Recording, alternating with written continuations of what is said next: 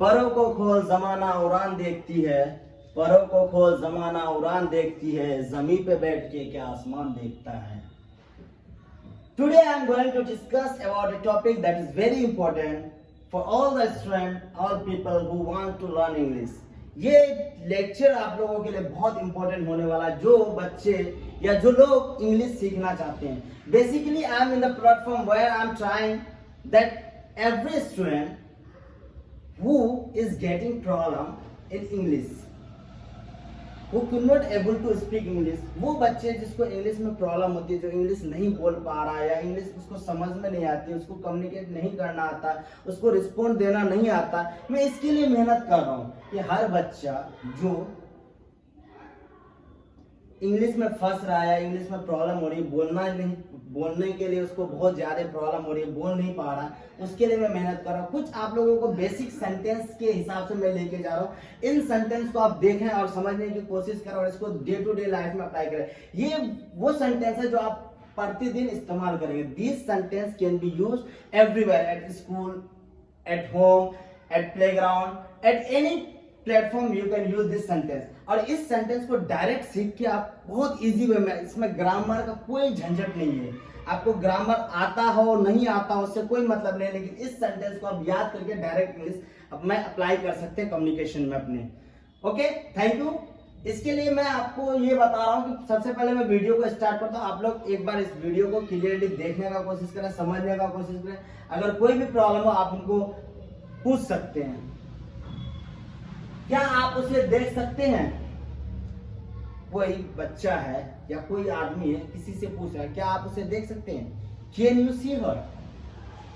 Simply उसका जवाब क्या होगा? Can you see her? क्या तुम उसे देख सकते हो? मुझे वापस कॉल करो। Call me later, call me back. मुझे बाद में कॉल करो। कॉल मी लेटर और कॉल मी बैक। तुम्हारी समस्या क्या है? What is your problem? What is your problem? तुम्हारी समस्या क्या है? कोई भी जैसे कोई भी प्रॉब्लम होती है, जैसे स्कूल में बच्चों के साथ हो गया या कहीं पे और भी मैटर हो गया, तो सिंपली आप जाके पूछे what is your problem. If he want or he will share the problem, then you will find some solution about it. अगर नहीं है तो सिंपली वहां से बोल के निकल सकते, व्हाट इज प्रॉब्लम। कुछ मत कहो, don't say anything. If any student making fun out of any other student, on behalf of that, teacher ask the student, teacher बच्चों से पूछेगा क्या हुआ, क्या problem, what is your problem. तो वो प्रॉब्लम को क्या करेगा? शेयर करेगा कि सर मेरे साथ ऐसा ऐसा हुआ। तो इसके रिस्पोंड में डोंट से एनीथिंग। अगर उस बच्चे ने अगर किसी बच्चे को कोई तकलीफ पहुंचाया, उसको अगर कोई तकलीफ हुई, तो सिंपली टीचर इसमें क्या बोलेगा कि डोंट से एनीथिंग, उसे कुछ मत कहो।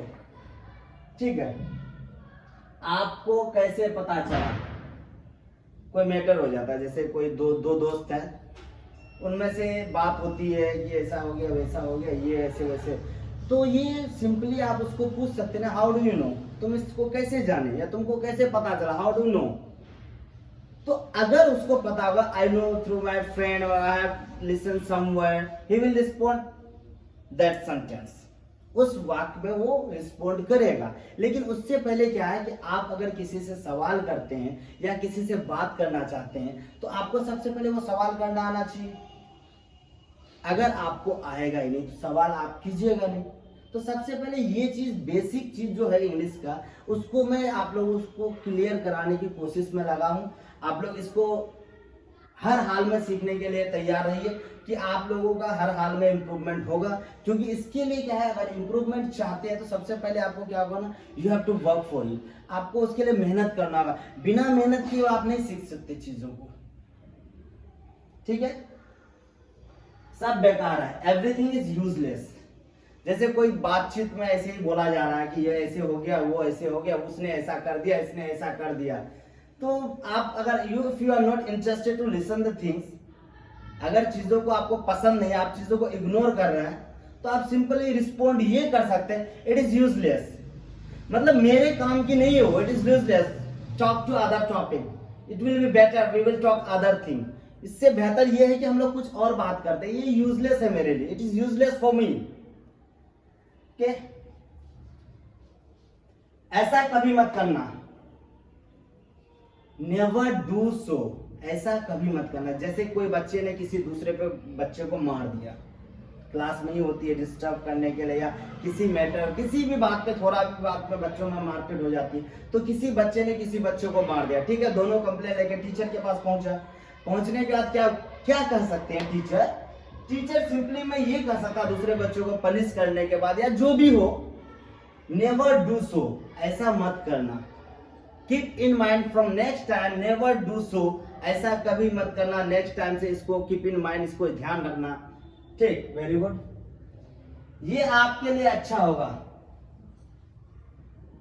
It will be better for you, ये आपके लिए अच्छा होगा। यहां पे यही होगा, ये कौन सा फ्यूचर टेंस में।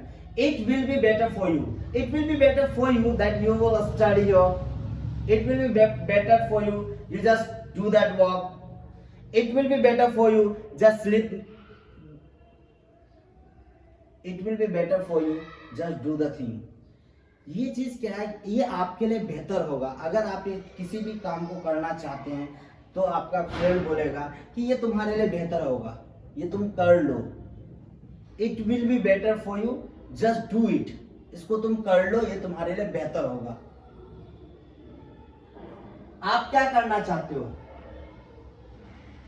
जैसे दो फ्रेंड बैठा हुआ है, ठीक है, तो एक फ्रेंड पूछ रहा है कि आप क्या करना चाहती हो, तो क्या बोलेगा, इसका इंग्लिश में क्या होगा, what do you want to do, what do you want to do, आप क्या करना चाहते हैं। तो सामने वाला आगे से रिस्पॉन्ड करेगा, जवाब में क्या देगा, I want to do something that will be help for me, I want to open a business, is this business is good for me or not, any planning in his mind he will share with you।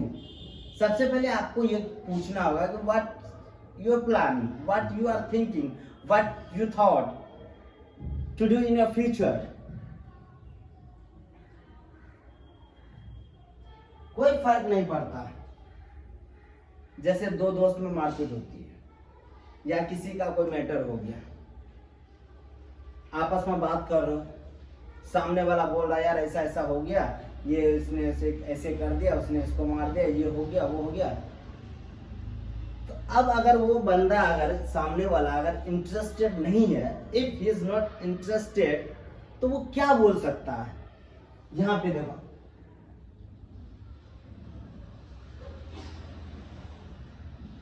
कोई फर्क नहीं पड़ता। अब इस matter से उसको अगर कोई फर्क नहीं पड़ता, या इस मैटर में वो पढ़ना ही नहीं चाहता, वो थर्ड पार्टी का मैटर है, थर्ड पर्सन का मैटर है, वो हम उसमें पढ़ना ही नहीं चाहते, तो क्या बोलेंगे, इट